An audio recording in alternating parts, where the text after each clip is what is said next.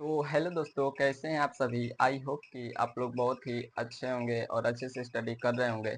तो आज हम पढ़ने वाले हैं क्लास 10 का रसायन विज्ञान पढ़ेंगे, जिसमें पूछा जाता है कि खनिज क्या होता है और अयस्क क्या होता है। इसका परिभाषा बताइए, इसका एग्जाम्पल और इन दोनों में अंतर क्या होता है। तो इस वीडियो में हम इतना सब जानने वाले हैं कि ये बार बार परीक्षा में पूछ दिया जाता है।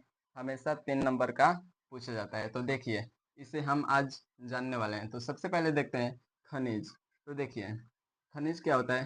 पृथ्वी के भूप्रपट्टी, ठीक, पृथ्वी के भूप्रपट्टी में प्राकृतिक रूप से पाए जाने वाले तत्व तथा यौगिक को क्या कहते हैं? खनिज कहते हैं।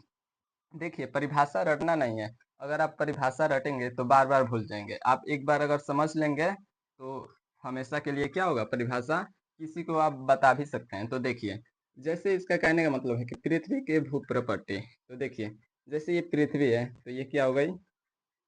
पृथ्वी, ठीक। भूप्रपट्टी कहने का मतलब है कि पृथ्वी के अंदर, ठीक। देखिए, भूप्रपट्टी, ठीक। पृथ्वी के भूप्रपट्टी में प्राकृतिक रूप से क्या क्या पाया जाएगा? देखिए, यहाँ पे लिखा गया है तत्व। क्या हो जाएगा? तत्व और यौगिक, यौगिक पाया जाएगा।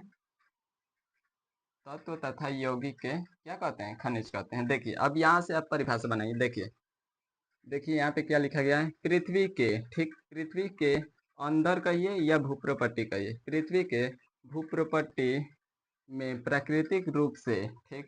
तो प्राकृतिक रूप से क्या पाया जाएगा? तत्व तथा खनिज पाया जाएगा। तो उसी को हम क्या कहेंगे? खनिज कहेंगे। देखिए, जैसे एग्जाम्पल है, एग्जाम्पल क्या हो जाएगा? NaCl, ठीक। NaCl यानी नमक।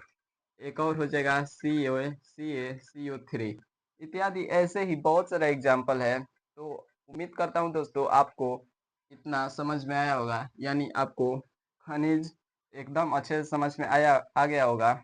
अगर समझ में नहीं आया है तो वीडियो को कम से कम यहाँ से यहाँ तक आप 2 बार देखेंगे और ये वाला फिर से दोबारा आप देखेंगे तो मैं गारंटी के साथ कहता हूँ कि आपको ये समझ में आ जाएगा। तो देखिए, एक बार और पढ़कर बता देता हूँ। देखिए, खनिज पृथ्वी के भूप्रपट्टी में प्राकृतिक रूप से, देखिए एक बार और समझा देता हूँ। देखिए, जैसे ये पृथ्वी है, ठीक, पृथ्वी के अंदर, ठीक, पृथ्वी के अंदर प्राकृतिक रूप से तत्व तथा यौगिक, मतलब पाए जाने वाले। यहाँ से आप पढ़ लीजिए, पृथ्वी के भूप्रपट्टी में प्राकृतिक रूप से जो पाया जाएगा, क्या पाया जाएगा? तत्व तथा यौगिक के क्या कहते हैं? खनिज कहते हैं।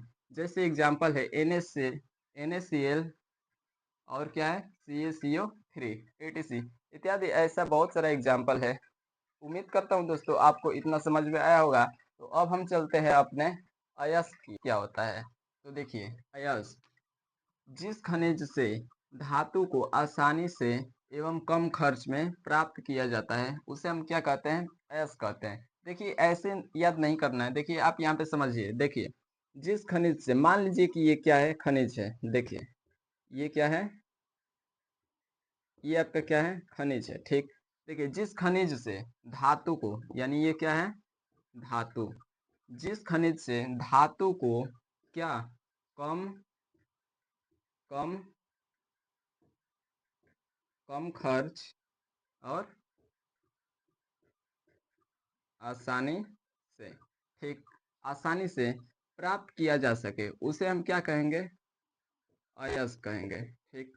देखिए, यहाँ पे देखिए, देखिए, जिस खनिज से जिस खनिज से धातु को आसानी से एवं कम खर्च में प्राप्त किया जाएगा उसे हम लोग क्या कहेंगे? अयस्क कहेंगे। एक बार और पढ़कर सुना देता हूँ। देखिए, यहाँ पे जिस खनिज से धातु को आसानी से एवं कम खर्च में प्राप्त किया जाता है उसे हम क्या कहते हैं? खनिज कहते हैं। जैसे यहाँ पे आपका 2 एग्जाम्पल है। देखिए, क्या हो जाएगा? बक्साइट है, बक्साइट। और दूसरा क्या है एग्जाम्पल? हेमीटाइड, जैसे ETC, ठीक। तो उम्मीद करता हूँ आपको इतना समझ में आया होगा। तो देखिए, अब हम देखने वाले हैं। देखिए, यहाँ पे खनिज और अयस्क में अंतर क्या होता है। एक बात आप याद रखिएगा, जब भी 2 चीज़ का बीच का अंतर पूछे, तो सबसे पहला चीज़ होता है, उन दोनों का आप पहला नंबर हेडिंग डालकर यहाँ पे उसका आप परिभाषा लिख सकते हैं, ठीक? तो देखिए, खनिज का यहाँ पे परिभाषा है, पहला नंबर अंतर यही होता है। तो देखिए, यहाँ पे क्या है? खनिज में खनिज देखिए, पृथ्वी में प्राकृतिक रूप से पाए जाने वाले तत्व तथा यौगिक को खनिज कहते हैं, लेकिन इसमें ये वाला नहीं होता है इसमें, ठीक?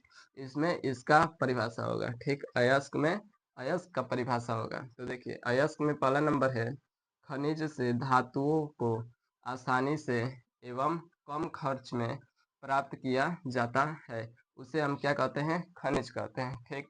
तो देखिए, पहला नंबर इसमें ये अंतर हो गया। अब दूसरा देखिए क्या है?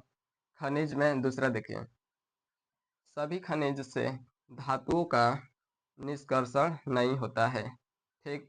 मतलब सभी जो खनिज होते हैं, खनिज से क्या धातुओं का निष्कर्षण नहीं होता है, ठीक? अब इसमें देखिए दूसरा में क्या है? अयस्क में दूसरा, सभी अयस्कों से धातुओं का निष्कर्षण होता है। देखिए, इसमें निष्कर्षण नहीं होता है और इसमें होता है, ठीक? अब तीसरा नंबर देखते हैं, खनिज में देखिए तीसरा नंबर क्या है अंतर? देखिए यहाँ पे, सभी खनिज अयस्क नहीं होते हैं, यानी जो सभी जो खनिज होते हैं वो अयस्क नहीं होते हैं, लेकिन सभी जो अयस्क होते हैं वो खनिज होते हैं। उम्मीद करता हूँ आपको आज खनिज और अयस्क समझ में आया होगा, इसका परिभाषा कैसे बताते हैं और इसका उदाहरण क्या होता है, एग्जाम्पल क्या होता है, और इन दोनों में अंतर क्या होता है अयस्क और खनिज में। तो आई होप कि आप समझ गए होंगे। तो वीडियो को बस एक लाइक और चैनल पे नए हैं तो चैनल को सब्सक्राइब कर लीजिए और कमेंट में बताइएगा कि वीडियो आपको कैसी लगी और वीडियो में क्या चीज़ की कमी है, ताकि हम अगली वीडियो में उसको सुधार कर सकें। तब तक मिलते हैं अगली वीडियो में, तब तक के लिए जय हिंद, जय भारत।